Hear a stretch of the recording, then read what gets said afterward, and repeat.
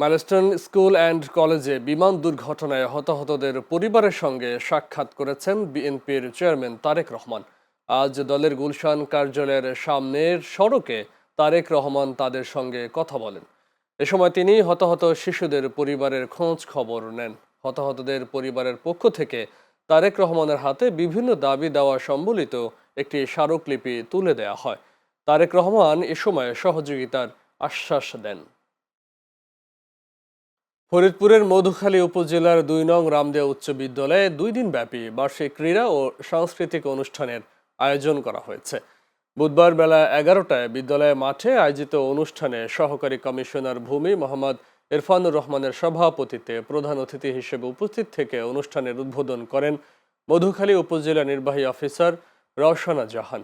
অনুষ্ঠানে বিশেষ অতিথি হিসেবে উপস্থিত ছিলেন মধুখালী থানার অফিসার ইনচার্জ ফকির মোহাম্মদ তাইজুর রহমান, উপজেলা একাডেমিক সুপারভাইজার মোহাম্মদ রাশেদুল ইসলাম সহ আরও অনেকে উপস্থিত ছিলেন। এ সময় বিদ্যালয়ের শিক্ষক, শিক্ষার্থী ও অভিভাবকরাও উপস্থিত ছিলেন। শেরপুরে গণভোটের প্রচার ও ভোটার উদ্বুদ্ধকরণের উদ্দেশ্যে জেলা ইমাম সম্মেলন অনুষ্ঠিত হয়েছে। বুধবার সকালে পৌর ঈদগাহ মাঠে ইসলামিক ফাউন্ডেশনের উদ্যোগে আয়োজিত এই ইমাম সম্মেলনে প্রধান অতিথি হিসেবে বক্তব্য রাখেন জেলা প্রশাসক তরফদার মাহমুদুর রহমান। জেলা ইসলামিক ফাউন্ডেশনের উপপরিচালক এস.এম. মোহাইমিনুল ইসলামের সভাপতিত্বে অনুষ্ঠানে বিশেষ অতিথি হিসেবে বক্তব্য রাখেন অতিরিক্ত পুলিশ সুপার মিজানুর রহমান ভূঁইয়া, অতিরিক্ত জেলা প্রশাসক সার্বিক শাকিল আহমেদ সহ আরও অনেকে। বরগুনার বেতাগী উপজেলার চাঁদখালী সরকারি প্রাথমিক বিদ্যালয়ে শিক্ষার্থীদের মাঝে শিক্ষা উপকরণ বিতরণ করা হয়েছে। কমিউনিটি ডেভেলপমেন্ট সেন্টার কোডেকের উদ্যোগে বিদ্যালয়ের ৫৫৯ জন শিক্ষার্থীর হাতে খাতা ও কলম তুলে দেওয়া হয়। উপজেলা প্রাথমিক সহকারী শিক্ষা অফিসার মনির হোসেনের সভাপতিত্বে অনুষ্ঠানে প্রধান অতিথি ছিলেন চাঁদখালী পুলিশ তদন্ত কেন্দ্রের ইনচার্জ মোহাম্মদ আনোয়ার হোসেন। বিশেষ অতিথি ছিলেন উপজেলা প্রাথমিক শিক্ষা অফিসার মোহাম্মদ ওয়াহিদুর রহমান। যারা হ্যাঁ ভোট চান না তারা গণঅভ্যুত্থানের রক্তের ওপর দাঁড়িয়ে রক্তের সাথে বেইমানি করছেন বলে মন্তব্য করেছেন শ্রম ও কর্মসংস্থান মন্ত্রণালয়ের উপদেষ্টা ব্রিগেডিয়ার জেনারেল অবসরপ্রাপ্ত ডক্টর এম সাখাওয়াত হোসেন। তিনি বলেন, যারা ক্ষমতাকে অপব্যবহার করতে চায় তারা হয়তো না ভোটের দিকেই যাবে। জেলা প্রশাসনের আয়োজনে বুধবার দুপুরে পৌর শহরের মির্জা রুহুল আমিন মিলনায়তনে এক অনুষ্ঠানে তিনি এসব কথা বলেন। এ সময় উপস্থিত ছিলেন ঠাকুরগাঁও অতিরিক্ত জেলা প্রশাসক নাজমুল হক সুমন, অতিরিক্ত পুলিশ সুপার খোদাদাদ হোসেন, সদর উপজেলা নির্বাহী অফিসার খাইরুল ইসলাম সহ অন্যান্যরা। ২২ জানুয়ারি মৌলভীবাজার যাচ্ছেন বিএনপির চেয়ারম্যান তারেক রহমান। প্রায় ২১ বছর পর তার এই আগমনকে ঘিরে জেলার নেতাকর্মীদের মাঝে বইছে উৎসবের আমেজ। সিলেট থেকে সড়ক পথে শেরপুরে আইনপুর সমাবেশে যোগ দেবেন তিনি। সমাবেশকে ঘিরে ৩ স্তরের নিরাপত্তা ব্যবস্থা গ্রহণ করেছে প্রশাসন। প্রতিনিধি মঞ্জু বিজয় চৌধুরীর পাঠানো তথ্যচিত্রে বিস্তারিত প্রতিবেদনে।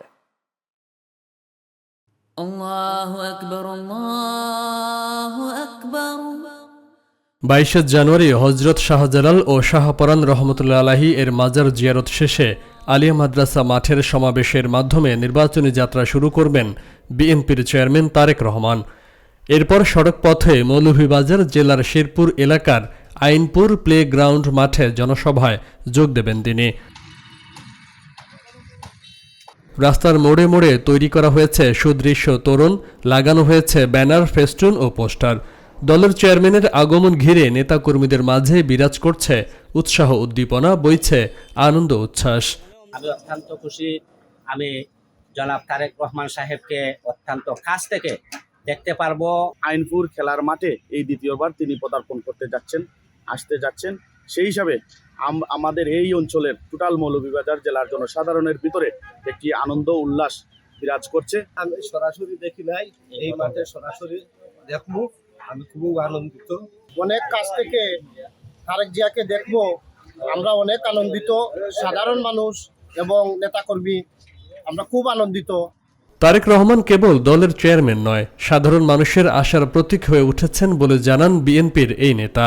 21 বছর পর আমাদের এই মাঠে, আমাদের এই পাশে আমাদের ফতেপুর মাঠেও শহীদ প্রেসিডেন্ট জিয়াউর রহমান এসেছিলেন।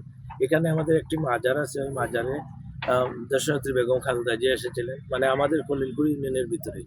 এখন আমাদের এই মাঠে তারেক রহমান সাহেব আসতেছেন। পুরো এলাকায় একটা উৎসব মুখর অবস্থা। আইনপুরের মাঠে এখন বিরাজ করছে সাজ সাজ রব। সমাবেশের সকল প্রস্তুতিও সম্পন্ন। তারেক রহমানের নিরাপত্তা নিশ্চিত করার পাশাপাশি সমাবেশে আসা মানুষের নিরাপত্তার কথাও বিবেচনায় রেখেছেন বিএনপির নেতারা। আমরা যেভাবে মানুষের মধ্যে সাড়া পেয়েছি, আমাদের ধারণা যে লক্ষাধিক মানুষ এখানে উপস্থিত হবে উনাকে দেখার জন্য, উনার কথা শোনার জন্য।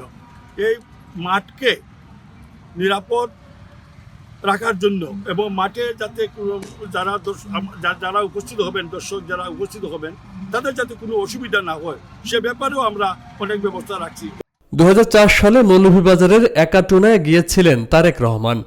দীর্ঘ 21 বছর পর তার এই আগমনে উজ্জীবিত হবে জেলা বিএনপি সহ অঙ্গ সংগঠনের নেতাকর্মীরা, যার প্রভাব পড়বে আগামী নির্বাচনে, এমনটাই মনে করছেন স্থানীয় নেতারা। Faisal Mahmud, channel S news desk.